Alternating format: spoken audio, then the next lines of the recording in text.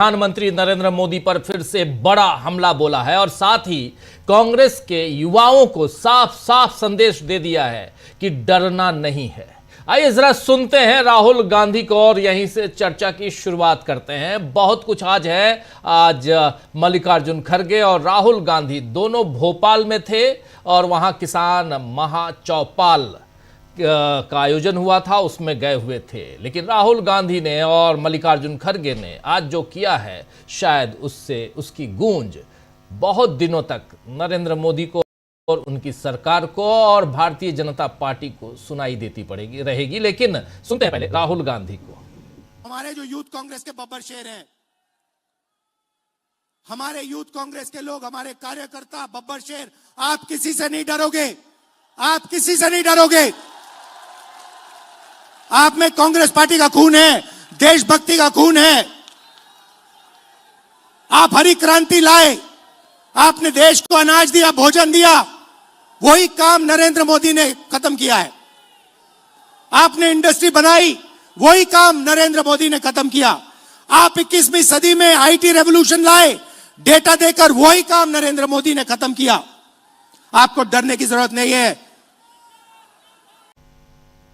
तो सुन रहे थे आप। यहां आपको बता दूं कि आज भोपाल में कांग्रेस किसान महाचौपाल में राहुल गांधी और मल्लिकार्जुन खड़गे ने मोदी सरकार पर अमेरिका से ट्रेड डील और एप्स्टीन फाइल्स जैसे कई मुद्दों पर जबरदस्त हमला बोला। लेकिन बीजेपी के लिए ज्यादा डरने वाली बात यह है कि कांग्रेस के बड़े नेताओं के साथ अब कार्यकर्ताओं के मां बाप भी अपने बच्चों को बिना डरे अन्याय से लड़ने की सीख दे रहे हैं। आप जानते हैं कि एआई समिट जो यहां भारत मंडपम दिल्ली में हुआ, उस समिट में प्रदर्शन मामले में जो शर्टलेस प्रदर्शन है, उस मामले में गिरफ्तार किए गए यूथ कांग्रेस के अध्यक्ष उदय भानु चिब को कोर्ट ने आज 4 दिन की पुलिस कस्टडी में रिमांड पर भेज दिया है। जिस पर आज उदय भानु चिब की मां ने कहा है कि हमें आज भगत सिंह की जरूरत है। मैं सभी नौजवानों से आह्वान करती हूं कि भगत सिंह बनो और अपने देश की सोचो। उन्होंने कोई गुनाह नहीं किया है, अपने बेटे के लिए कह रही हैं। सुनिए जरा यहां उदय भानु चिब की मां की जुबानी सुनिए।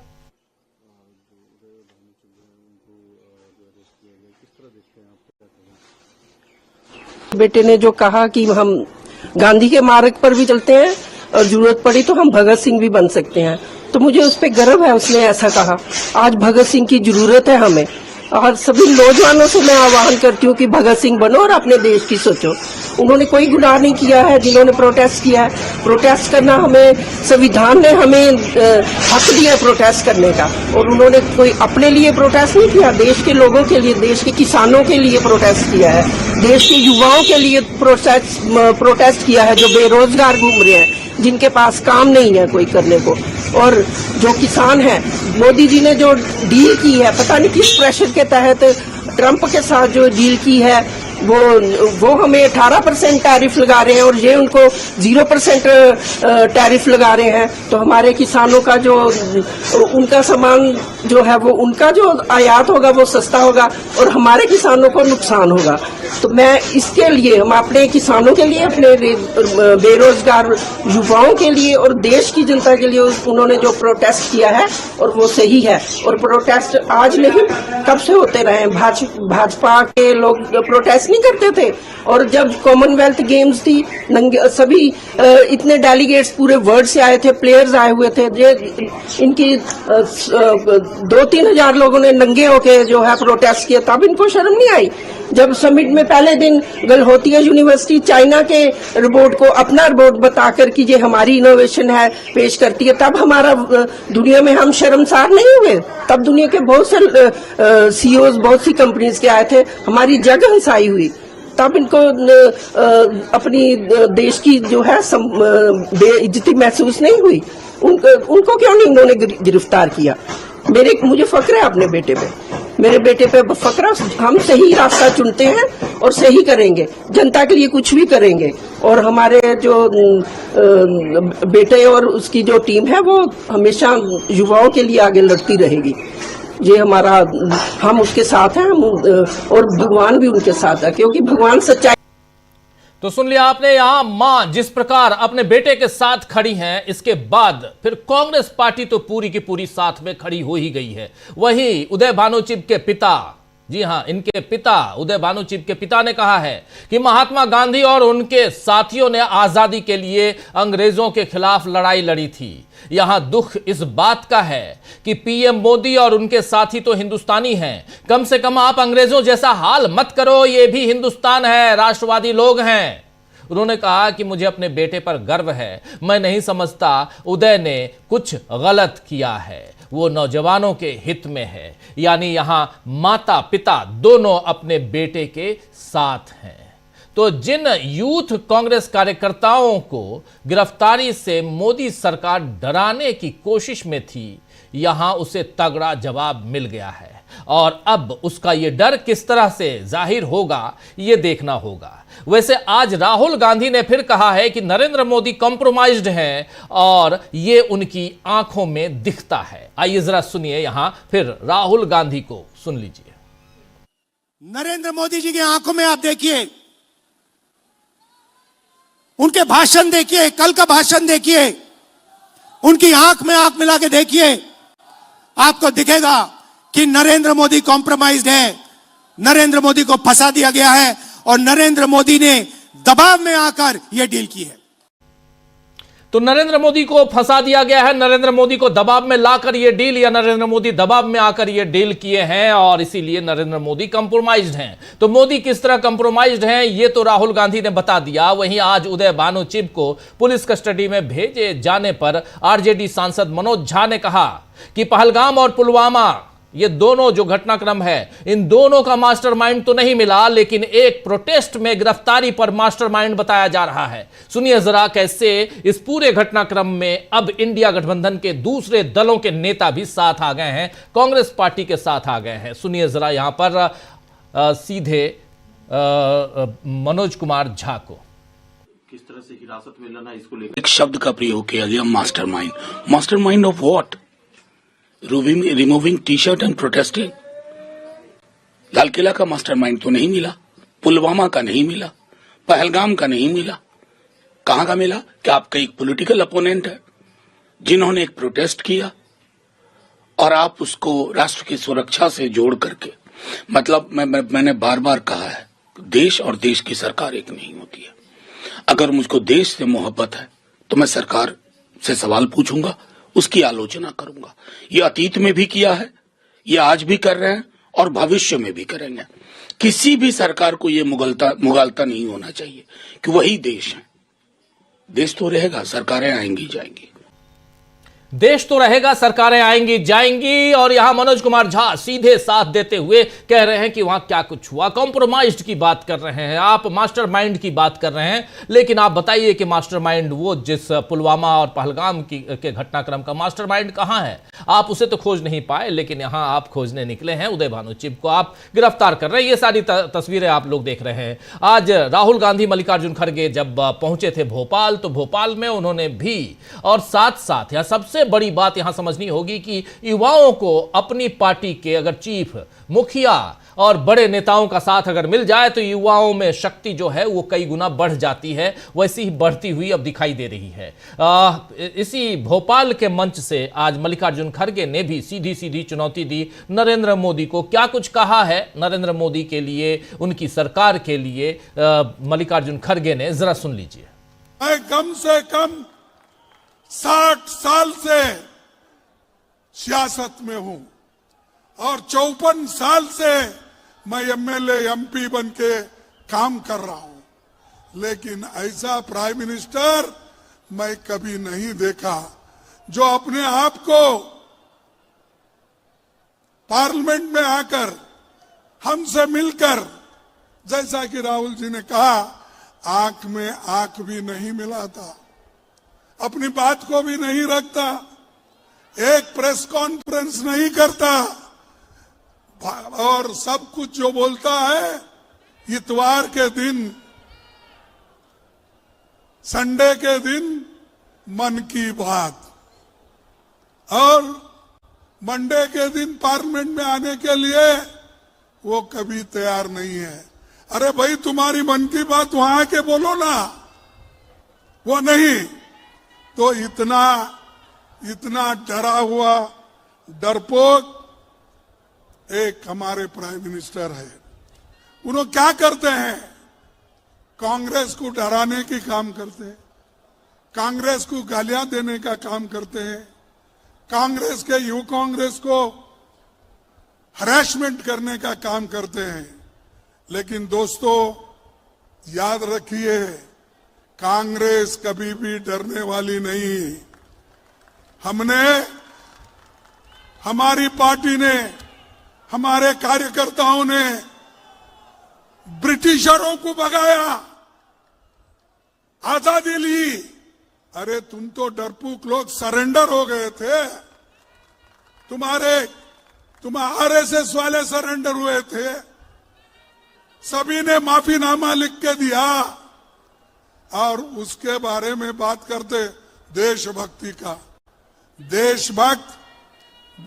देशभक्त तो असल कांग्रेस में है, यूथ कांग्रेस में है, किसानों में है, यहां पर भक्ति है।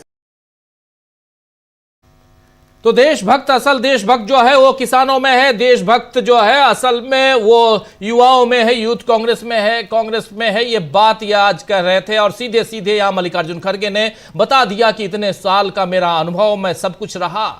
लेकिन प्रधानमंत्री नरेंद्र मोदी आप क्या कर रहे हैं, और ऐसा प्रधानमंत्री मैंने कभी नहीं देखा आजादी के बाद से। ये सारी बातें यहां कहते हुए, अपनी बात रखते हुए मल्लिकार्जुन खड़गे सीधी चुनौती, लेकिन दूसरी तरफ सीधी चुनौती देते हुए यहां राहुल गांधी भी दिखाई दिए, सुनाई पड़े। राहुल गांधी ने साफ साफ ट्रेड डील को लेते हुए, अमेरिका के साथ जो ट्रेड डील हुई है उस डील को लेकर जो बातें कही, जरा वो भी सुन लेते हैं। क्या कह रहे थे राहुल गांधी, चारों तरफ से घेरते हुए राहुल गांधी और मल्लिकार्जुन खड़गे। भोपाल का ये जमावड़ा क्या रंग लाएगा वो तो बाद में देखेंगे, होली का त्योहार पास में ही है। लेकिन उससे पहले ये जो आज जो त्योहार मनाया गया है इसके बारे में चर्चा करना बहुत जरूरी है। राहुल गांधी को सुनिए। अमेरिका के सुप्रीम कोर्ट ने कहा कि ट्रंप ने जो टैरिफ लगाए हैं दुनिया में उनको हम रद्द करेंगे, और उन्होंने रद्द कर दिया। बाकी देशों ने बात सुनते ही कहा कि देखिए सुप्रीम कोर्ट ने रद्द कर दिया तो हम भी डील रद्द कर रहे हैं। मगर नरेंद्र मोदी के मुंह से एक शब्द नहीं निकला। मैं चैलेंज करता हूं नरेंद्र मोदी जी को, इस स्टेज से चैलेंज करता हूं। अमेरिका के सुप्रीम कोर्ट ने ट्रंप को कहा है कि आपके जो टैरिफ हैं उनको हम रद्द कर रहे हैं। मैं चैलेंज करता हूं नरेंद्र मोदी को कि आप हिंदुस्तान और यूएस की डील को रद्द करके दिखा दीजिए। दम है तो करके दिखा दीजिए। ये नहीं कर सकते हैं। बीजेपी के कार्यकर्ताओं,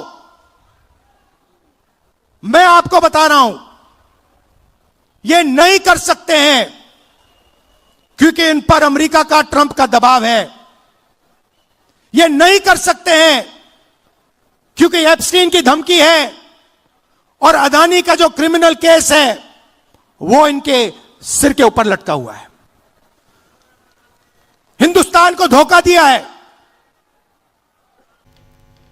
तो आप सुन रहे थे ट्रेड डील की बात हो रही है, लेकिन ट्रेड डील का मामला कहां तक पहुंचा कि उदय भानु चिब यानी इंडियन यूथ कांग्रेस के जो नेता है, जो अध्यक्ष हैं, वो भी गिरफ्तार हो गए। 20 घंटे तक उनसे पूछताछ हुई, लेकिन अभी तक ये नहीं बताया गया कि गिरफ्तारी क्यों हुई है। गिरफ्तारी के बारे में यही बताया जा रहा है कि वो जो टी शर्ट जिसपे लिखा हुआ था कि पीएम इज कॉम्प्रोमाइज्ड, वो टी शर्ट कहां छपी, कहां से खरीदी गई है, ये नहीं बताया, इसलिए गिरफ्तारी हो गई और 7 दिनों की रिमांड मांगी गई थी और 4 दिनों की रिमांड मिली है। उदय भानु चिब के वकील ने क्या कुछ कहा इस मामले में, जरा वो भी सुन लीजिए, सुनिए जरा।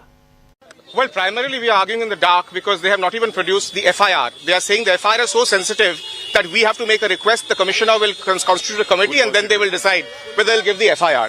Secondly, they said that they need him because he's the mastermind and they have to go to recover T-shirts from Himachal and other places. And so our argument was very simple. Our argument is that he's the national president of an opposition youth body. He was never there. He was never in coordination with them. And if this is the way we are going to react, because with the case made out is that the national honor and national shame has been brought. So we said and we argued that please understand that in every healthy democracy, in every event like that internationally, you have these kinds of protests. You may not agree with the protests, but the protests are the part of democracy. What brings national shame is this reaction that we are having, a North Korea type of reaction where you are going ahead and arresting every office bearer of an opposition youth organization. That is the threat to democracy. And the Supreme Court has repeatedly said that in offences for less than 7 years, the bail is the rule. Remand, and that also asking for 7 days police custody, is completely contrary to what the Supreme Court is saying. And we argued, both of us, we argued before the court that the whole world is. तो सुन रहे थे आप, यहां पर साफ साफ उदय Bhanu chief के वकील बता रहे हैं कि किस ढंग से पुलिस 7 दिन की रिमांड मांग रही थी और ये जो टी शर्ट है उसकी कहानी को आगे बढ़ाने की कोशिश हो रही है। लेकिन अभी तक इन्होंने एफआईआर की कॉपी नहीं दी है कि आखिर एफआईआर किस मामले में की गई है, गिरफ्तारी क्यों की गई है। और एक मामले में ये देखिए एफआईआर एफिडेविट है, एफआईआर की कॉपी है, शायद ये कोर्ट में इकरारनामा जो बयान है वो अरेस्ट क्यों किया गया है ये कोर्ट में दिया गया, ये कॉपी दी गई है कोर्ट में। चलिए, तो खैर इस पे आगे हम चर्चा करेंगे, लेकिन इस मामले में अब बहुत कुछ होते हुए दिखाई दे रहा है। इसलिए क्योंकि प्रधानमंत्री नरेंद्र मोदी जब कूद गए इसमें और उन्होंने कांग्रेस को जब नंगा कहा कि अरे तुम तो नंगे पहले से हो, तो इसके बाद कहानी और भी आगे बढ़ गई। क्योंकि जब देश का प्रधानमंत्री, नरेंद्र मोदी नहीं, देश का प्रधानमंत्री, मैं बार बार कह रहा हूं, नरेंद्र मोदी से या एबीसी किसी से, मुझसे, किसी से भी आप वो उम्मीद कर सकते हैं कि कौन कितनी कैसी भाषा का इस्तेमाल कर सकता है। लेकिन जब आप किसी कुर्सी पर बैठे हुए हैं, मैं यहां पर एक प्रोग्राम कर रहा हूं, मुझे अपनी भाषा को संयमित रखने की जरूरत पड़ती है। किस शब्द का इस्तेमाल कहां करूं ये सोच के करता हूं। और ऐसे ही प्रधानमंत्री की कुर्सी पर बैठा हुआ आदमी को भी ये करना पड़ता है, इंसान को भी करना पड़ता है, क्योंकि वो प्रधानमंत्री की कुर्सी पर बैठा हुआ है, इंसान बाद में है, लेकिन वहां वो संवैधानिक जो दायित्व है उन दायित्वों का निर्वहन करता है। लेकिन जब वो भाषण देते हैं, वो और जिस मंच से भाषण दे रहे थे वो मंच प्रधानमंत्री के लिए बनाया गया मंच था, क्योंकि वो उद्घाटन करने गए थे रैपिड रेल का, दिल्ली और मेरठ के बीच चलने वाली रैपिड रेल का 6वीं बार उद्घाटन करने गए थे। और जिसमें उन्होंने जो कुछ कहा एक बार आपके सामने रखना जरूरी है, क्योंकि इस कहानी में ट्विस्ट वहीं से आया है।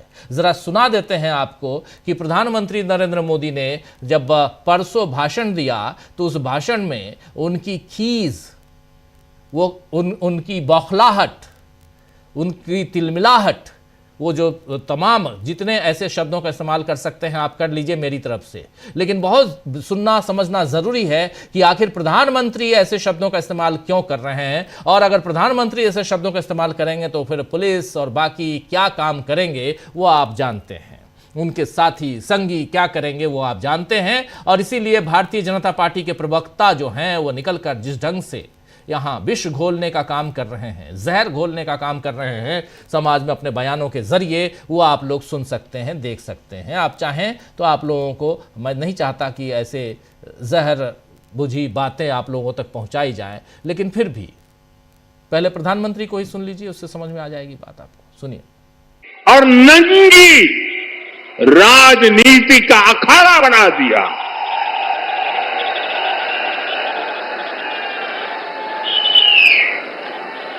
समारोह स्थल पर विदेशी अतिथियों के सामने कांग्रेस के नेता कपड़े उतारकर पहुंच गए।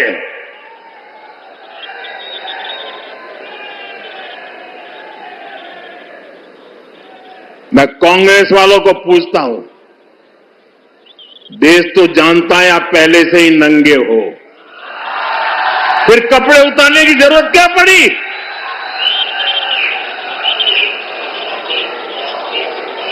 कांग्रेस के नेताओं ने वहां जो कुछ किया वो दिखाता। क्या सुनाऊं, कितना सुनाऊं, जब इंसान नंगई पर उतर आए तो फिर और क्या कहा जाए। लेकिन ये अच्छा नहीं है, ऐसे शब्दों का इस्तेमाल करना अच्छा नहीं है। और यही से ट्विस्ट है इस पूरे घटनाक्रम में। और इसके बाद पूरी कांग्रेस और कांग्रेस का साथ देता हुआ विपक्ष, आरजेडी के नेता और बाकी तमाम नेता जो हैं वो अब साथ नजर आ रहे हैं। और राहुल गांधी यहाँ इसी मंच से, जब भोपाल में आज जिस मंच से वो भाषण दे रहे थे, उस मंच से एक बात उन्होंने कही जो सुनना ज़रूरी है। वो कह रहे थे कि भारत के इतिहास में पहली बार है कि संसद में नेता प्रतिपक्ष को बोलने नहीं दिया गया।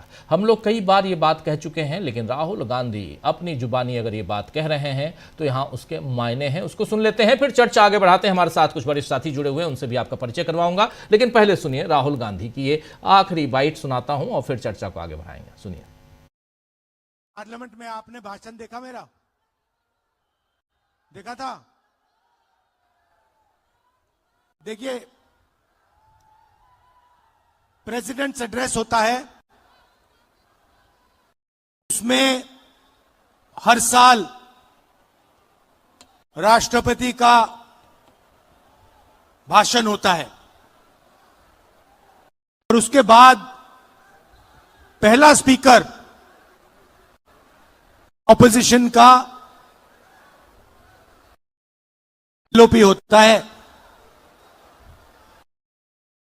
ये हर साल हुआ है। हिंदुस्तान के इतिहास में इस साल पहली बार लोकसभा में लीडर ऑफ ऑपोजिशन को बोलने नहीं दिया गया।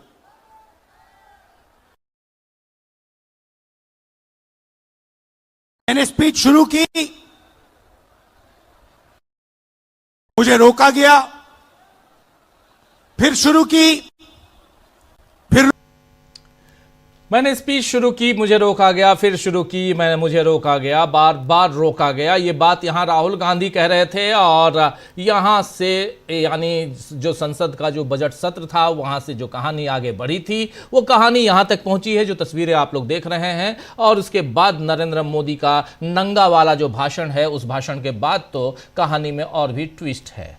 आगे क्या हो रहा है हमारे कुछ वरिष्ठ साथी हैं वो बताएंगे और चर्चा करेंगे कि क्या मोदी सरकार के लिए यूथ कांग्रेस के विरोध ने सत्ता की उल्टी गिनती शुरू कर दी है। राहुल गांधी और खरगे का, मल्लिकार्जुन खरगे का जो बड़ा हमला है उसके क्या मायने हैं, और इसके साथ साथ ये भी कि क्या सत्ता की उल्टी गिनती शुरू हो गई है। चलिए चर्चा की शुरुआत करते हैं। हमारे साथ कुछ वरिष्ठ साथी जुड़े हुए हैं, उनसे आपका परिचय करवाता हूं, आगे बढ़ते हैं। हमारे साथ इस वक्त 5 वरिष्ठ साथी जुड़े हुए हैं। हमारे साथ हैं अमलेंदु उपाध्याय जी, हमारे साथ प्रशांत टंडन जी हैं, डॉक्टर राकेश पाठक जी हैं, अनिल सिन्हा जी हैं, शकील अख्तर जी हैं। आप पांचों का स्वागत है, इस्तकबाल है। स्वागत इस्तकबाल आप तमाम दोस्त साथी शुभचिंतक आप सबका जो अब तक जुड़ चुके हैं, उनका भी जो जुड़ने वाले हैं उनका भी स्वागत करता हूं। शकील जी, पहले आपके पास आना चाहता हूं, क्या कुछ चल रहा है? भोपाल भी चलेंगे और हमारे साथी डॉक्टर राकेश पाठक जी से भी समझेंगे कि भोपाल में आज क्या हुआ और इसकी जो कुछ हुआ है उसकी हनक धमक कहां तक पहुंची है, उसकी आवाज कहां तक गूंज रही है, यह भी समझेंगे। लेकिन पहले इधर शकील जी, युवाओं का साथ देते हो। शकील जी, ये यूथ कांग्रेस का साथ देने के लिए पहले ऐसा लग रहा था कि कांग्रेस के कई नेता चुप्पी साथ बैठे हैं क्योंकि मीडिया का हमला था सीधे कि बहुत गलत किया। मुझे लगता है कि सिर्फ और सिर्फ हम ही लोग थे कि ये जानते थे कि हमाम में सब नंगे हैं। नरेंद्र मोदी अगर कह रहे हैं कि नंगा, तो ये हमाम है जहां सब नंगे हैं, तो इसीलिए चलो हम भी उसमें कूद पड़े थे, जरा नंगाई देखी जाए। सीधी बात कह रहा हूं। लेकिन सवाल यह उठता है कि सारे लोग जब हमलावर थे कि यूथ कांग्रेस को यह काम नहीं करना चाहिए, तब कांग्रेस पार्टी के भी कुछ नेता दबी चुपी जुबान में यही कह रहे थे कि हां गलत किया। लेकिन यहां मल्लिकार्जुन खड़गे और राहुल गांधी का यह स्टैंड क्या कहलाता है? राहुल गांधी का कल का जो वीडियो है 1 मिनट और 50 सेकंड का, वो वीडियो क्या कहता है? और उसके बाद अब यूथ कांग्रेस के अध्यक्ष की मां और उनके पिता का बयान क्या कहता है? शकील अख्तर जी। राजीव जी, आपने नंगई की बात करी। सबसे पहले ये बात बोल दें हम, नहीं तो फिर रह जाएगी। हम लोगों ने सबने पढ़ा है, प्रधानमंत्री कह रहे थे कि नंगे हैं। इसी कांग्रेस के नंगे फकीर ने, अधनंगे फकीर ने अंग्रेजों को भगाया था। और आप इनको अगर नंगा कह रहे हैं तो ये किसकी सरकार को भगाएंगे, ये जल्दी सामने आ जाएगा। दूसरी बात, आपने बात करी उदय भानु चिप के परिवार की। उन्होंने आज पूरी की पूरी बाजी पलट दी। ये जम्मू का राजनीतिक परिवार है। उदय भानु चिप की माताजी का नाम है रजनी बालाजी, पिताजी हरि सिंह चिब हैं और एक्टिविस्ट हैं। खुद उदय भानु चिप इंजीनियर है, एमबीए है। ये पढ़े लिखे परिवार ही कांग्रेस में, यूथ कांग्रेस में काम कर रहे हैं और इसलिए इनके अंदर इतनी ताकत दम है। जो मां ने कहा उदय भानु चिप की, वो तो मां हो गई है सारे यूथ कांग्रेस के नेताओं की और वर्करों की। मदर गोरकी की बहुत सारे लोगों ने पढ़ा होगा, नहीं पढ़ा होगा तो पढ़ लेंगे। इसी तरह माएं होती हैं कि जिसने अपने बेटे के लिए सामने खड़े होकर कहा कि उसने कोई गलत काम नहीं किया। गांधी का रास्ता है और भगत सिंह का रास्ता है। और ये जम्मू के लोग हैं। ये नहीं मालूम हो तो हम बता देते हैं सारे लोगों को। सारे के सारे लोग फौज में होते हैं, लड़ने भिड़ने वाले लोग हैं। ये लड़ने और दबने वाले लोग नहीं होते ये लोग। इनने आज जो है माता और पिता दोनों ने इस तरह से मैसेज दिया है यूथ कांग्रेस को, ये बीजेपी के लिए और खासतौर से प्रधानमंत्री के लिए बहुत बड़ा खतरा है। यूथ कांग्रेस डरेगा नहीं, कांग्रेस डरेगी और दबेगी नहीं। देखिए, आज जो है आपने जो बात कही, लोग ये कह रहे थे, लोग बहुत सारी बातें करते हैं, 12 साल से कर रहे हैं, अभी जिस दिन ये हुआ उस दिन कर रहे थे। लेकिन जो हम जानते हैं और हमने देखा और हम समझते हैं और बोलते हैं कि कांग्रेस और खासतौर से राहुल गांधी लोग क्या कह रहे हैं, इनकी बातों में कभी नहीं आते हैं। राहुल ने जिस तरह दम से कल कहा था, वो वीडियो आपने दिखाया था कल शाम को जी। और आज फिर कहा, और आज जो है भोपाल में उन्होंने जिस तरह कहा है, उससे बड़ी बात क्या होगी। आज तो उन्होंने बड़े साफ साफ कहा कि प्रधानमंत्री जी जो डर रहे हैं, जो उन्होंने हमारे लड़कों को गिरफ्तार किया, जो उन्होंने डील की, उसका कारण एकमात्र और सबसे बड़ा कारण एप्स्टीन की फाइलें हैं। 30 लाख फाइलें हैं, उन्होंने साफ साफ बोल दिया। क्या बोलेंगे राहुल इससे आगे? उन्होंने साफ बोल दिया, उसमें ईमेल हैं, उसमें वीडियो हैं, उसमें मैसेजेस हैं। राहुल का मैसेज बहुत क्लियर था और ये बीजेपी के लिए ज्यादा है। उन्होंने कहा भी, बीजेपी के कार्यकर्ताओं को संबोधित करते हुए भी कहा कि सुनो, तुम्हारा प्रधानमंत्री ये नहीं कर सकता, प्रधानमंत्री ये नहीं कर सकता, तुम्हारा नहीं, प्रधानमंत्री तो सबके हैं, तुम्हारा नेता। मैं चैलेंज कर रहा हूं उनको कि जो डील है कैंसिल करके बता दे। हरदीप पुरी का नाम जो फाइलों से लीक किया गया, वो इसीलिए किया गया ताकि मोदी जी पे दबाव पड़ जाए। ये राहुल ने आज कहा। तो राहुल ने आज हर बात क्लियर कर दी कि 4 महीने से ये समझौता रुका हुआ था और प्रधानमंत्री खुद भी नहीं चाहते थे, कोई भी नहीं कर सकता। उन्होंने पहले भी ये बात बोल चुके हैं वो कि देश का प्रधानमंत्री, भारत का प्रधानमंत्री, भारत जैसे बड़े देश का प्रधानमंत्री सामान्य परिस्थितियों में ऐसा नहीं करेगा क्योंकि किसान तबाह हो जाएंगे। राहुल ने एक स्पेसिफिक बात करी, सोयाबीन, कपास, मक्का, दाल, ये अगर भारत में आएगा तो भारत के किसानों का क्या हाल होगा। और मल्लिकार्जुन खड़गे वाकई जैसे चिपका परिवार एक कांग्रेस के लिए एक बड़ा एसेट है, ऐसे ही मल्लिकार्जुन खड़गे जो हैं हर बार अपने आप को बड़ा नेता साबित करते हैं। जब वो बने थे अध्यक्ष, 3 साल हो रहे हैं उन्हें बने हुए, आज ही कल में हमें याद है, शायद आप गए भी थे रायपुर, नहीं गए थे, इन्हीं दिनों में कांग्रेस का अधिवेशन हुआ था। मैं था उसमें जी। यही कह रहे हैं कि आप वहां, यही कह रहे हैं कि आप वहां थे, आप गए थे, हम नहीं गए थे, ये बता रहे हैं जी, हम नहीं जा पाए। और हमें इसलिए याद है कि आज कई लोग बात कर रहे थे, बता रहे थे रायपुर के अधिवेशन हो रहा था। तो 3 साल हो रहे हैं आज मल्लिकार्जुन खड़गे को। तो खड़गे ने हर बार अपने आप को सही साबित किया है। जब बने थे तब वो इतने बड़े नेता नहीं थे, कांग्रेस के बड़े नेताओं में नहीं आते थे, लेकिन आज उन्होंने जिस तरह नरेंद्र मोदी को कहा डरपोक, भारत के प्रधानमंत्री के लिए इससे कड़े शब्द कोई नंगा और नंगई जैसे शब्द कांग्रेस के राहुल गांधी और खड़गे इस्तेमाल नहीं करते हैं। प्रधानमंत्री का तो जो भाषण आपने सुनाया, कल भी सुनाया था, वो किस स्तर का है, इसीलिए हमें याद आया कि हमने बताया कि गांधी को भी नंगा फकीरी कहते थे वो लोग, अधनंगा फकीरी कहते थे, तो अंग्रेजों को भगा दिया उसने। अब तुम इनको नंगा कह रहे हो, आप इनको नंगा कह रहे हो। और इनकी माँ और पिता जिस तरह सामने आए हैं, उससे आज कांग्रेस में क्या मैसेज गया? और आपने वकील को देखा, वकील आमतौर पे इतनी एग्रेसिव मुद्रा में नहीं होते हैं, प्रोफेशनल होते हैं, लेकिन इतना गलत कैसे? आप जो बता रहे हैं कि टी शर्ट के लिए वो पूछ रहे हैं कहां छवि, वो तो ये पूछ रहे हैं इंट्रोगेशन में, इस तरह इंट्रोगेशन हो रहा है कि तुम्हें फंडिंग कहां से होती है? काहे की फंडिंग भैया? क्या कर रहे हैं? पार्टी चलाने के लिए पैसा पार्टी देती है, यूथ कांग्रेस चलाने के लिए पैसा पार्टी देती है, उसके अपने चंदे से आता है, अपने कलेक्शन से आता है, सब कुछ सिस्टमेटिक है, ऑन रिकॉर्ड है। यूथ कांग्रेस का एक अलग अकाउंट है, कांग्रेस का अकाउंट अलग है, यूथ कांग्रेस का अकाउंट अलग है, जिसको आपने सीज कर लिया था लोकसभा चुनाव से पहले। हर चीज क्लियर है, लेकिन वो इंट्रोगेशन इस तरह हो रहा है जैसा कि टेररिस्ट का होता है, जैसा कि कत्ल के केसों में होता है, उसी तरह के पुलिस रिमांड मांगे जा रहे हैं। इसका जो वकील ने कहा, इसका रिएक्शन है, और इसका रिएक्शन बहुत करना होगा, कड़ा रिएक्शन होगा, क्योंकि ये मां का इस तरह बोलना सामान्य बात नहीं है, और इतने कॉन्फिडेंस के साथ बोलना।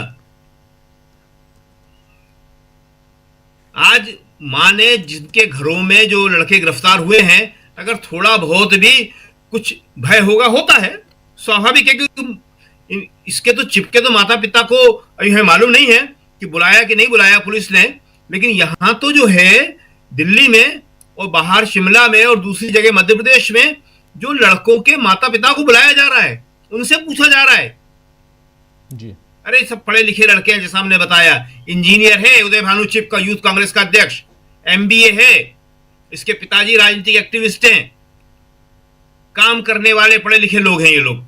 तो आज जो है ये सारी बाजी पलट चुकी है।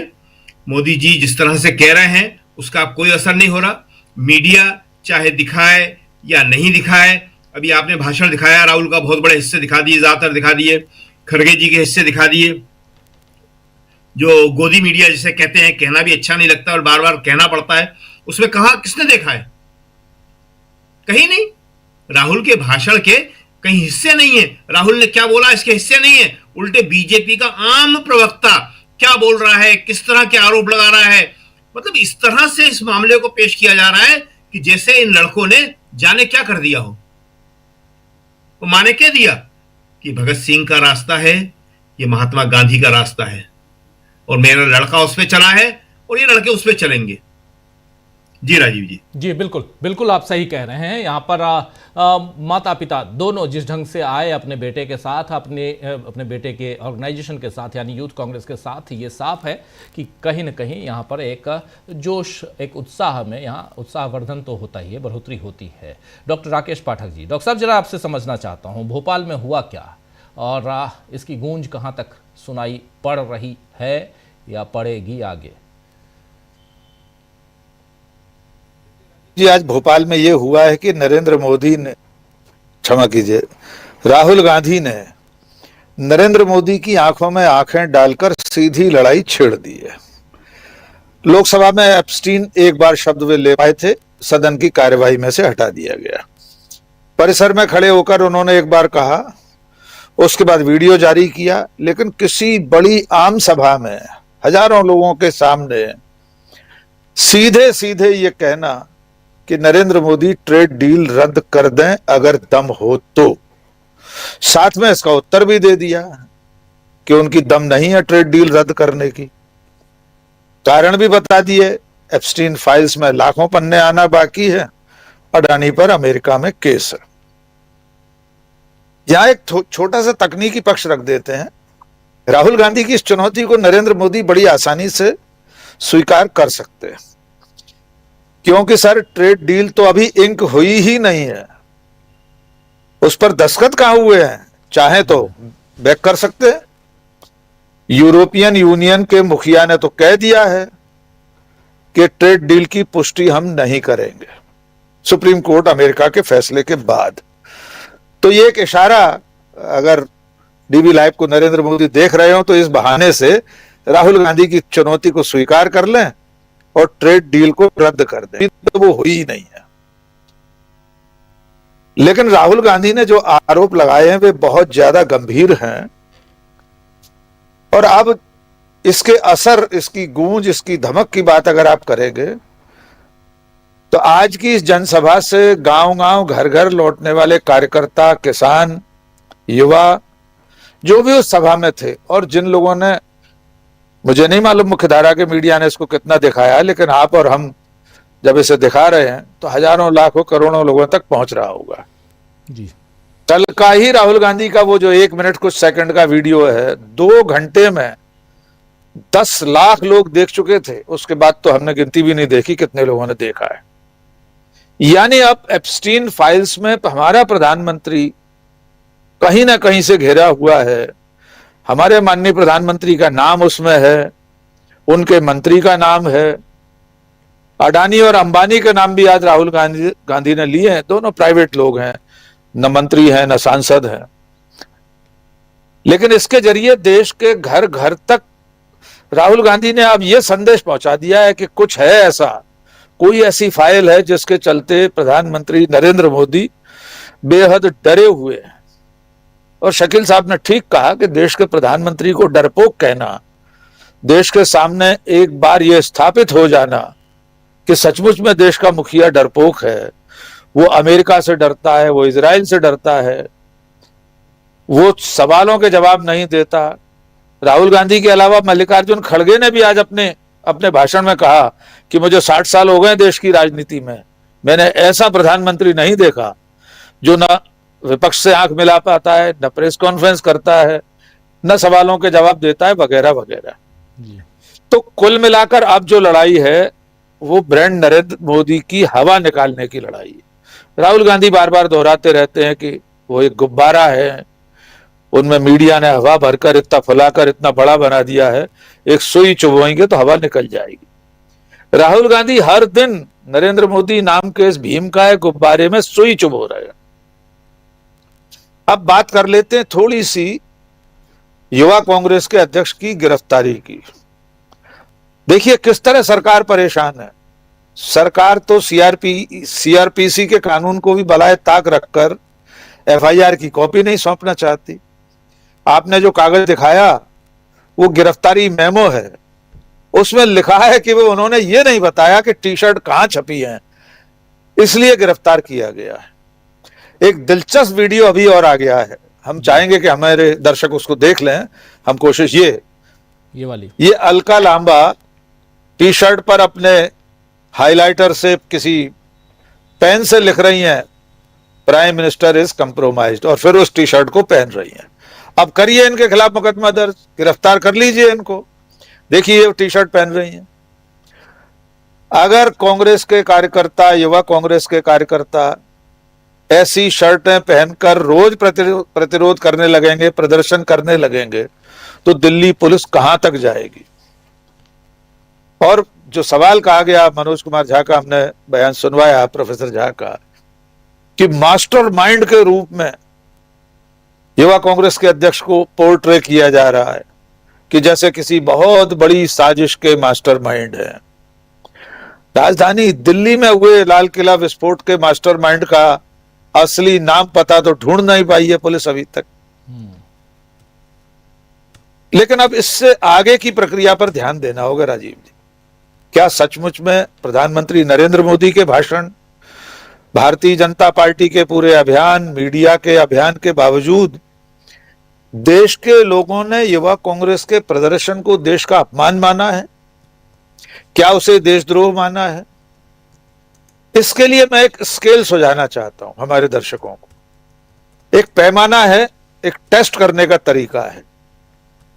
आज के आज, अभी के अभी शिवराज सिंह चौहान, ज्योतिरादित्य सिंधिया, पीयूष गोयल, XYZ बीजेपी के बड़े बड़े नेताओं की ट्विटर टाइमलाइन पर, उनके हैंडल्स पर जाइए। अभी ज्योतिरादित्य सिंधिया ने एक बयान साझा किया है जिस वक्त मैंने देखा था तब 52 मिनट हुए थे, अब हो सकता है 58 मिनट हो गए हो। राजीव जी, ज्योतिरादित्य सिंधिया ने इस प्रदर्शन को देशद्रोह वगैरह, देश का अपमान वगैरह जो कुछ कहा है, उनके कमेंट सेक्शन में आप जाएंगे, 99% कमेंट ज्योतिरादित्य सिंधिया के खिलाफ हैं। मुझे अब तक एक भी कमेंट ऐसा नहीं मिला जिसमें किसी एक्स के यूजर ने, ट्विटर के यूजर ने ये लिखा हो कि हाँ महाराज, युवक कांग्रेस ने देश का अपमान किया है। 99% लोगों ने अनिल विज वाले प्रदर्शन, कॉमनवेल्थ गेम्स के समय के प्रदर्शन और बीजेपी के तमाम ऐसे नेताओं के भाषण, प्रधानमंत्री नरेंद्र मोदी के भाषण, ये सब पोस्ट करके ज्योतिरादित्य सिंधिया से पूछा है कि महाराज देश का अपमान तो ये है, एक साधारण प्रदर्शन 12 कार्यकर्ताओं का देश का अपमान नहीं होता। यही हाल शिवराज सिंह चौहान की ट्विटर टाइमलाइन का है।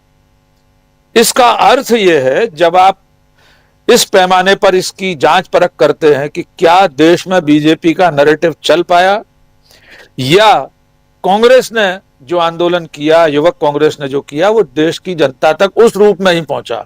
आपने बिल्कुल ठीक कहा कि बहुत सारे बैलेंसवादी लोग, तथाकथित बुद्धिजीवी, पत्रकार, बीजेपी की बात नहीं, उनसे इतर, वे सब ये नैरेटिव गढ़ रहे थे, नहीं जगह ठीक नहीं थी इस प्रदर्शन के लिए, यहां नहीं करना चाहिए था।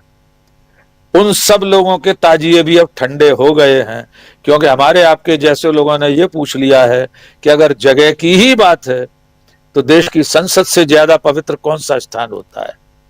वहां जब प्रधानमंत्री दिन रात झूठ बोलते हैं, स्तरहीन भाषण देते हैं, सत्ताधारी पार्टी के मंत्री और सांसद भूतपूर्व प्रधानमंत्रियों की चरित्र हत्या करते हैं, तब ये बैलेंसवादी क्यों नहीं कहते कि ये जगह ठीक नहीं है, यहां ऐसे भाषण नहीं देना चाहिए। तो ये जगह भी माकूल है और इसी तरह से देश और दुनिया का ध्यान आकर्षित किया जाता है जब सरकार मूक बधिर, अंधी बहरी हो गई हो। मूक तो नहीं है, बोलती तो बहुत है, न सुनने लायक बची हो, न आंखें खोलकर देखती हो कि देश के सामने कौन से सवाल हैं, तब ऐसे ही प्रदर्शनों की जरूरत है। तो मेरा मानना यह है कि भोपाल में आज जो शंखनाद किया राहुल गांधी ने, युवा कांग्रेस के कार्यकर्ताओं को बब्बर शेर कहकर एक नैतिक बल दिया है, इसी की जरूरत थी। कांग्रेस ने जो सोचना बंद कर दिया है कि 4 लोग क्या कहेंगे, और जनता की लड़ाई के लिए अब हर तरह के औजारों का इस्तेमाल कांग्रेस पार्टी कर रही है। आगे इसके नतीजे क्या होंगे ये भविष्य बताएगा। जी बिल्कुल बिल्कुल, आप सही कह रहे हैं, आगे नतीजे क्या होंगे ये भविष्य बताएगा। लेकिन भोपाल में आज वहां पर जो बातें कही गई और राहुल गांधी को संसद के अंदर रोकने की जो कोशिश हुई, सब कुछ राहुल गांधी ने इस मंच से, भोपाल के मंच से कह दिया है। आने वाले समय में और भी कई जगह से बोलेंगे। लेकिन प्रशांत टंडन जी, जरा आपसे भी समझूं कि अब इस पूरे मामले को आप कहां जाते हुए देखते हैं? सबसे पहले तो मैं डीवी लाइव को बड़ा धन्यवाद और बधाई देना चाहता हूं कि जब लोग पहले दिन जब ये प्रदर्शन हुआ, तमाम लोग कंफ्यूज थे, जिसकी चर्चा अभी राकेश जी ने भी की कि बैलेंसवादी या तमाम लोग कंफ्यूज थे। लेकिन हम यहाँ पे डीवी लाइव ने बिल्कुल स्पष्ट तौर पे एक जो है बात रखी थी अपनी कि ये संवैधानिक अधिकारों का मामला, भारत का संविधान इसकी इजाजत देता है और जगह और वगैरह वगैरह वो सब बेमानी है, इसका कोई मतलब नहीं है। और पीछे भी हुआ ये, तो एक बहुत फर्म स्टैंड था। उसी दिन हमको याद है अच्छी तरीके से कि हम लोगों ने ये कहा था कि ये टी शर्ट बहुत दूर तक जाएगी। अब आप देखिए टी शर्ट कहां तक पहुंच गई। और दूसरी गलती हुई प्रधानमंत्री नरेंद्र मोदी की तरफ से, बड़ी गलती हुई। तमाम सारे सेल्फ गोल हो रहे हैं, इसकी चर्चा मैं करूंगा एक एक करके। लेकिन प्रधानमंत्री नरेंद्र मोदी को इस विवाद में नहीं कूदना चाहिए था। कल भी मैंने कहा था कि किसी राजनीतिक रूप से अत्यंत नौसिखिए व्यक्ति ने उनका भाषण लिख दिया ये, और वो नौसिखियापन दिखाई दे रहा है कि आपने अभी तक आप निशाने पे ले रहे थे राहुल गांधी को या कांग्रेस पार्टी को, आपने कांग्रेस के कार्यकर्ताओं से लड़ाई मोल ले ली, युवा कार्यकर्ताओं से। यूथ कांग्रेस को कहीं राजनीतिक विमर्श के हाशिए पे थी, उसको आपने फ्रंट रो पे बैठा दिया राजनीति के। ये उदय भानु छिप, जिसको कल तक कोई नहीं जानता था, वो आज राष्ट्रीय नेता है। ये FIR गिरफ्तारियां तो राजनीति का हिस्सा है, लोग आते जाते रहते, जो भी राजनीति करता है वो इस सब चीजों को जानता है। तो ये नरेंद्र मोदी जी ने बड़ा सेल्फ गोल किया है और उसके बहाने हो क्या रहा है कि एप्स्टीन की फाइल, ट्रंप, अमेरिका के साथ डील, ये सारे मुद्दे अब जो है इस टी शर्ट के साथ, क्योंकि टी शर्ट में लिखा हुआ है कॉम्प्रोमाइज प्राइम मिनिस्टर, और ये नी जर्क रिएक्शन जो था ये बहुत दूर तक राजनीति जाएगी। तो ये एक बड़ी गलती हुई थी और डीबी लाइव ने इसको शुरू से इस पे बहुत ही फर्म स्टैंड रखा। ये एक मिसाल देता है कि किस तरीके का राजनीतिक विश्लेषण हम लोग इस क्वालिटी का यहाँ पे विश्लेषण करते हैं। दूसरी चीज की देखिए, कोर्ट और पुलिस, जो भी आपने वकील साहब की बात सुनाई, FIR नहीं देंगे, छापे मारे जा रहे हैं टी शर्ट को बरामद करने के लिए। टी शर्ट कहाँ छपी, इंटरोगेशन हो रहा है, 5-5, 6-6 दिन की रिमांड मजिस्ट्रेट और जजेस दे रहे हैं कि साहब इनको 5 दिन थाने पे रखो, पूछो कि ये टी शर्ट कहाँ से ले आए, टी शर्ट क्यों पहन ली, टी शर्ट उतार क्यों दी, टी शर्ट छपी कहाँ से थी, ये फॉन्ट कौन सा इस्तेमाल हुआ था, कलर कौन सा इस्तेमाल हुआ था, डिजाइन किसने किया। ये लॉ एनफोर्सिंग एजेंसी ये काम करेगी। कोर्ट और पुलिस का काम पॉलिटिकल नैरेटिव को गढ़ना नहीं है। जो एविडेंस आपके सामने है उस एविडेंस में आपको कार्रवाई करनी है। जो कानून की डिमांड है, जो एविडेंस है, उसमें करना, रूल ऑफ लॉ को एस्टैब्लिश करना और संवैधानिक अधिकारों को ध्यान में रखते हुए करना है। नागरिकों के संवैधानिक अधिकारों को ध्यान में रखते हुए करना है। इसकी ट्रेनिंग पुलिस को मिलती है, लेकिन पुलिस, क्योंकि अब पॉलिटिकल मास्टर्स हैं तो पुलिस से करवाते हैं ये सब काम। बड़े अफसोस की बात है कि जुडिशरी भी पॉलिटिकल नैरेटिव को गढ़ने में लग जाती है। आप देखिए, सुप्रीम कोर्ट की में ऑब्जर्वेशंस में आता है घुसपैठिए शब्द आ गया। ये आपका काम नहीं है। आपका काम भारत के संविधान की रक्षा करना है, मूल अधिकारों की रक्षा करना, कानून का इंटरप्रिटेशन करना, न्याय करना है, इंसाफ करना लोगों के साथ, कि आपको राजनीतिक विमर्श करना है इस देश में। पुलिस का काम क्या ये है कि वो पूरे इस टी शर्ट कांड के जरिए, इसको कांड अगर कहें भी, तो इस टी शर्ट के जरिए आप भारत के पूरे युवा को बदनाम कर देंगे दुनिया के सामने। आप कह रहे हैं जेन जी कोई गाली है? पुलिस ने कहा ना ये जेन जी, कोर्ट में कहा जी।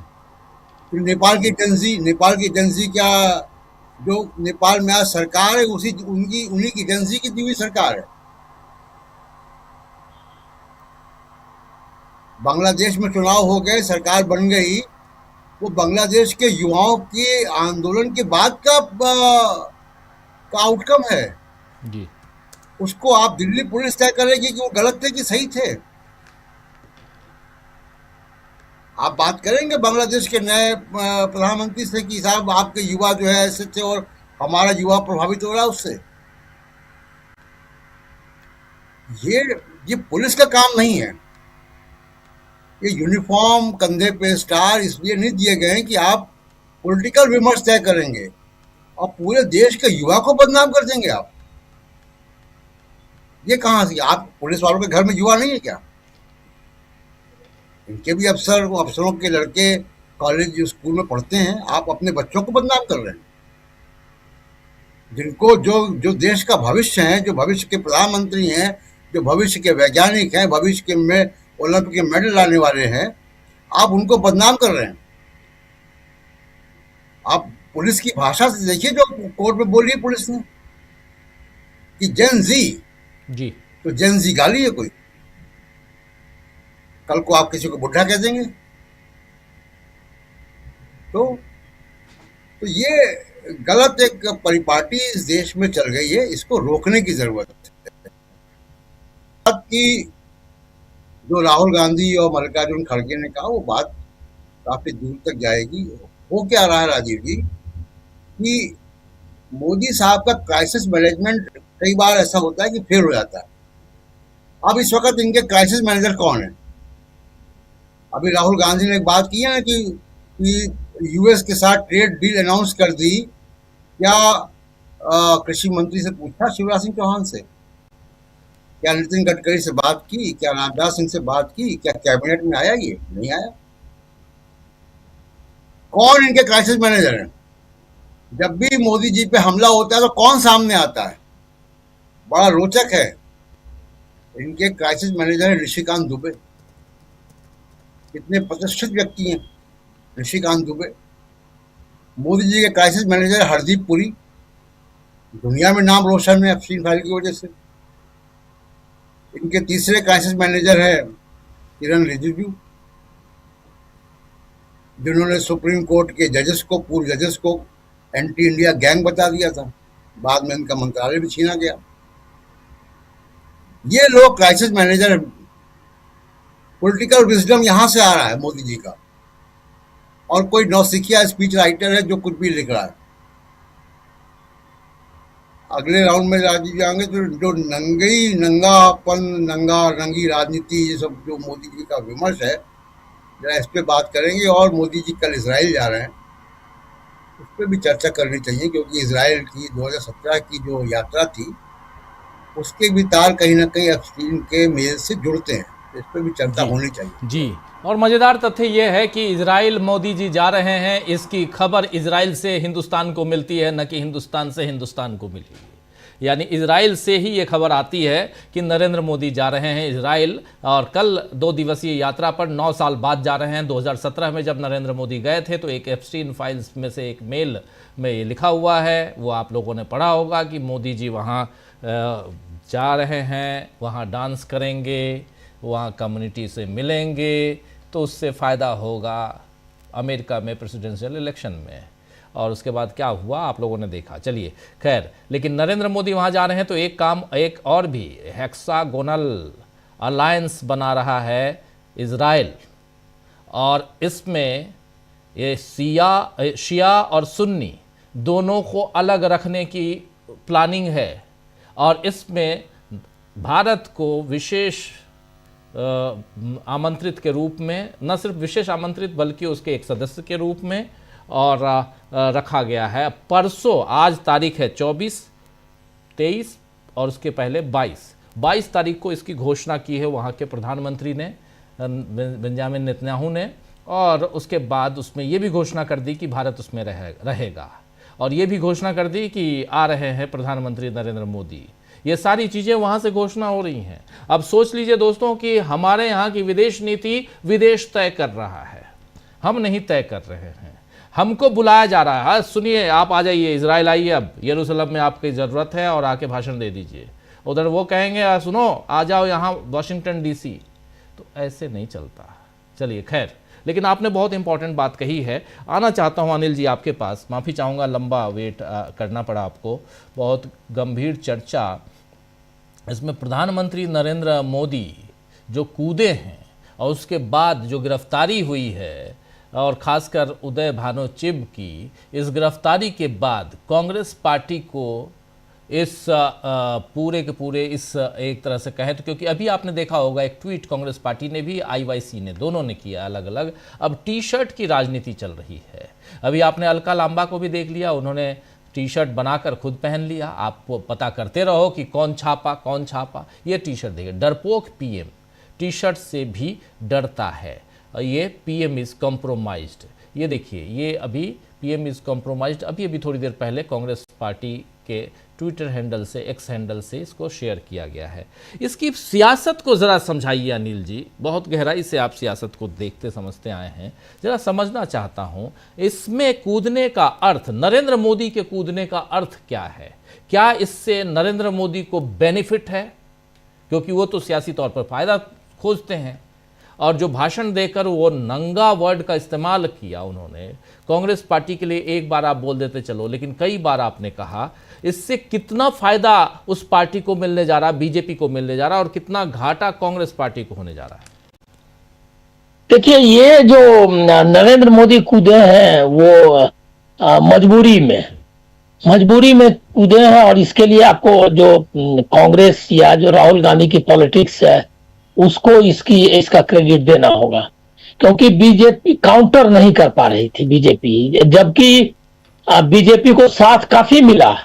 इवन ऑल अपोजिशन पार्टी जितना भी इंडिया अलायंस का मेंबर है, और टीएमसी से लेकर समाजवादी पार्टी, सबने इसको कंडेम ही किया, लेकिन उसके बाद भी मामला बन नहीं रहा था। दूसरा है क्या कि जो एनर्जी चाहिए थी बीजेपी में इसको काउंटर करने के लिए, वो मिल नहीं रही थी ऑल राउंड सपोर्ट के बाद। मतलब पूरा जो ये क्या कहते हैं मीडिया है, और अब तो एकेडमी कुछ विद्वान लोग भी आ गए हैं। स्टेटमेंट देख रहा था कि उनको बहुत बुरा लग रहा है, मतलब कि नंगे गवर्नमेंट की नंगे चलेगी और एकदम खुला बुलडोजर चला रहा है। ये कद्दू रिपब्लिक में मेरे किसी ये ने दर्शक ने कहीं किसी चैनल पे कहा कि मैंने कहा बनाना रिपब्लिक का क्या दूसरा नाम कोई रखना चाहिए, बनाना भी नहीं है ये, तो उसने कहा कद्दू रिपब्लिक। तो ऐसे जहां की डेमोक्रेसी की ये हालत है, वहां शर्ट खोल करके, जो कि नंगे बदन, ये लोग तो वो उस तरह थे भी नहीं जिस तरह से अनिल विज के नेतृत्व में कॉमनवेल्थ गेम्स में प्रदर्शन हुए। तो वो फोर्स, मतलब इसके बाद भी एनर्जी जुट नहीं पा रही, मतलब काउंटर नहीं हो पा रहा था, अंत में वो कूद गए। लेकिन मेरा मानना है कि कूद करके उन्होंने अपनी पॉलिटिकल लेजिटिमेसी को और कमजोर कर लिया, क्योंकि एक प्राइम मिनिस्टर को, और जिस तरह से उनका काउंटर भी उन्होंने किया, वो अगर इसको आप बैक टेस्ट में करें तो उससे भी बड़ा, मतलब ये तो यूथ कांग्रेस के कुछ वर्कर्स ने ऐसा किया। प्राइम मिनिस्टर, कांग्रेस जो मेन अपोजिशन पार्टी है कंट्री की, और जो कि जिसने कि आजादी के आंदोलन का नेतृत्व किया है, जो आप पोस्ट इंडिपेंडेंस, जिसने देश का जो भी आगे पीछे जो भी आप बता रहे हो उसका नेतृत्व किया इतने सालों, उसको आप बोल रहे हो कि नंगी है कांग्रेस। मतलब कि जो लैंग्वेज और पॉलिटिक्स जो चल रहा है, जो पॉलिटिक्स का उनका लैंग्वेज है, उनको उसको ढक नहीं पाए, उसको एक्सपोज कर लिया। तो मुझको लग रहा है क्या कि ये काफी मतलब उनके लिए दिक्कत तलब होगा। लेकिन एक और उसका कुछ असर नहीं हुआ, बल्कि अब कांग्रेस जोर से अगर करेगी, और जो कर रही है, तो उनको बहुत ही कठिनाई होगी मतलब ये करने में। जो वो कह रहे जैन जी वाली बात ना, वो उसकी संभावना बढ़ाएंगे। वो अगर इस तरह से बीजेपी और प्राइम मिनिस्टर रिस्पॉन्ड करेंगे, अगर यूथ कांग्रेस के इस प्रोटेस्ट, ऐसे इस तरह के प्रोटेस्ट के खिलाफ, तो इससे वो जो संभावना, जो उनको डर है कि भारत में कहीं बांग्लादेश या नेपाल वाली स्थिति ना हो कि लोग जो है युवक रोड पर उतर आए, तो इसकी संभावना बढ़ाएंगे वो। तो ये तो है ही। लेकिन एक चीज मैं कहूंगा कि एक चैलेंज भी उन्होंने इंडिया गठबंधन के सामने फेंका है, जिसको कि कांग्रेस को एड्रेस करना पड़ेगा। वो चैलेंज ये है कि उन्होंने बताया कि बाकी पार्टी, मतलब ये कांग्रेस नंगी है लेकिन बाकी पार्टियां नंगी नहीं है, ऐसा वो बोल रहे हैं, बता रहे हैं लोगों को।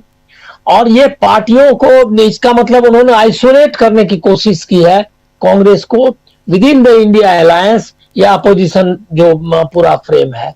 और उस मामले में चूक गई political parties, Samajwadi party, TMC, सब सारे बयान, सब तो एकाएक आध्यात्मिक किस्म के बयान देने लगे, एकदम रिलीजियस किस्म का, कि ये तो देश का अपमान है, और क्या कहते हैं जैसे कि किसका अपमान, भारत माता का अपमान टाइप का स्टेटमेंट देने लगे। ये बहुत ही, और बाबुल सुप्रियो वगैरह टीएमसी की तरह जो पुराना बीजेपी है का आदमी, तो ये जो ये जो अलायंस मतलब ये अलायंस नहीं, मतलब जो चूक हुई है, एक्सेप्ट मनोज कुमार झा जो जिसने कि जिन्होंने इंडियन एक्सप्रेस में लेख भी लिखा और लेख में उसका उल्लेख किया है कि इनिशियल रिस्पॉन्स मेरा भी जो है नहीं था इसके पक्ष में, लेकिन मैंने बाद में प्रोटेस्ट का जो मर्म समझा और जो उसकी जो ये देखी मतलब उसको ठीक से एनालाइज किया, तो हमको लगा कि इसमें कोई खराबी नहीं थी और एकदम लेजिटिमेट और ये है मतलब लीगल और डेमोक्रेटिक है। तो ये तो उन्होंने रिवाइज किया, लेकिन बाकी पॉलिटिकल पार्टीज को भी ये रिवाइज करना पड़ेगा। कांग्रेस का ये है अभी एक ये जो चैलेंज उन्होंने जो कन्फ्रंट कर रही है कांग्रेस फ्रंट में, इसमें अगर ये भागेंगी ये क्या कहते हैं बाकी इंडिया अलायंस के पार्टनर्स अगर भागेंगे तो ये इसको आपको एड्रेस करना पड़ेगा, उससे उनकी क्रेडिबिलिटी जाएगी। जो पॉलिटिकल पार्टी अभी मोदी और बीजेपी के साथ दिखने या किसी भी तरह से उनके प्रति नरमी वाला रुख दिखाएगी, उनको बहुत नुकसान होने वाला है। तो पॉलिटिकल एक तो ये जो देखिए पता नहीं होता है कि कौन सी घटना से कब चीजें कैसे निकल आए। ये जो छोटी घटना है ये प्रोटेस्ट का, एक तो सिंबॉलिकली मैं मानता हूं कि बेहतरीन काम किया।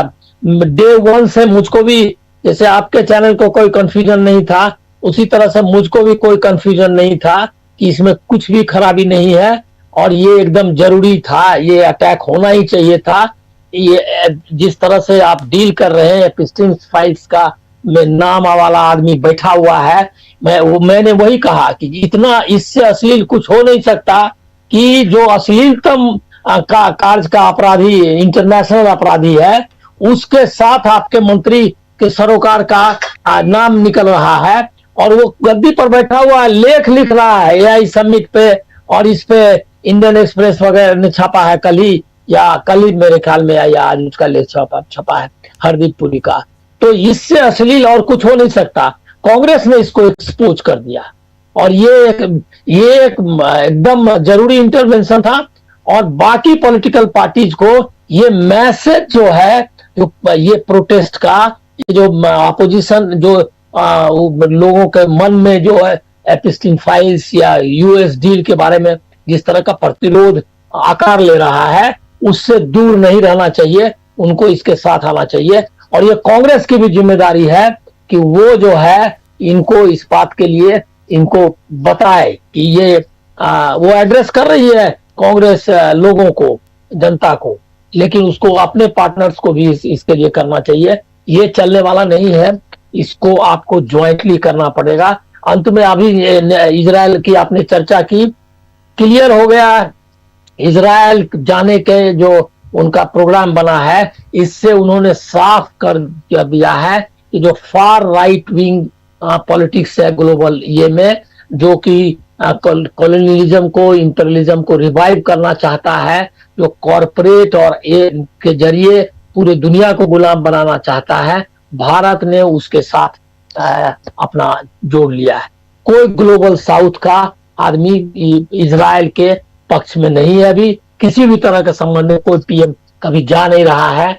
और आप क्लियर कट अपना जो क्या कहते हैं ये है रुझान, ये एक बीजेपी का रुझान है, ये इंडिया का रुझान नहीं है और ये बहुत ही डेट्रीमेंटल है ये पूरे ये के लिए, हिंदुस्तान के लिए, जो आप पूरा ग्लोबल पॉलिटिक्स में अमेरिका के एक जो क्या कहते हैं सूबेदार के रूप में आप काम करना चाहते हैं। ये इजराइल मतलब ये जो आरोप लगा रहे थे क्या कहते हैं नरेंद्र सरेंडर वाला राहुल गांधी, वो इससे और साबित होता है कि वो जो है इजराइल की यात्रा करके उन्होंने ये बता दिया है कि हम इजराइल के सूबेदार की भूमिका ही निभाएंगे। अभी वेस्ट बैंक का मामला है, वहां हुआ इस तरह से, पहले फिलिस्तीनियों के साथ चल रहा है, उसके बाद गाजा का इतना बड़ा नरसंहार हो गया और एमईए का जो स्टेटमेंट आया है वो देखिए, उसमें मतलब लग रहा है क्या कि दुनिया में सबसे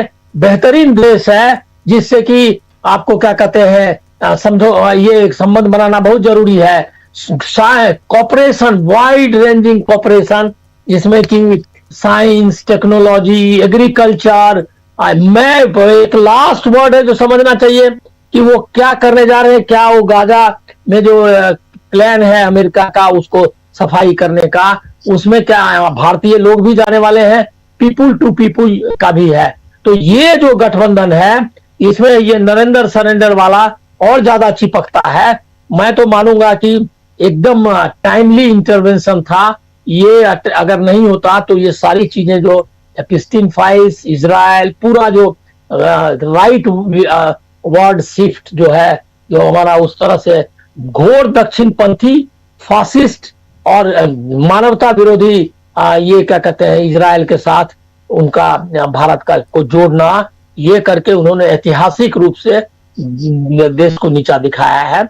और इस मुझको लग रहा है कि अकेली कांग्रेस जो है इस मामले में पूरी ताकत से उनके खिलाफ लड़ रही है, और देखना चाहिए इसी तरह से।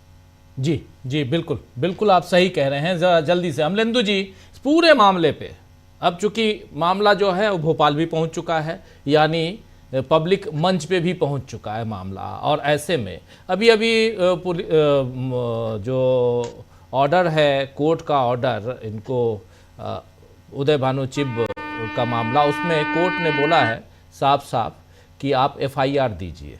वो कॉपी भी मैं देख रहा था, अभी पढ़ रहा था, पूरा पढ़ नहीं पाया मैं, लेकिन उसमें साफ यही है कि आप उसमें एफआईआर की कॉपी आप दें। एफआईआर की कॉपी अभी तक कोर्ट में नहीं दी गई है, ये भी है। तो उसमें तो खैर बहुत कुछ आना बाकी है, लेकिन ओवरऑल अमलेंदु जी। राजीव जी, पहले अदालत की बात कर ली जाए। अदालत को एफआईआर की कॉपी नहीं दी गई है, लेकिन अदालत ने 5-5 दिनों की रिमांड दे दी है। तो यहाँ तो न्याय ऐसे हुआ करेगा। तो हम जो है वो जो है एलिस इन वंडर, क्या है वंडरलैंड, उसमें अब जी रहे हैं।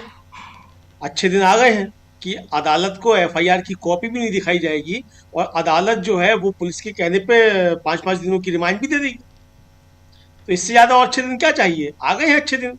अब ढोल मजीरे लेकर के और बजाए जाए कि अच्छे दिन आ गए हैं, अब इस तरीके से होगा राजीव जी।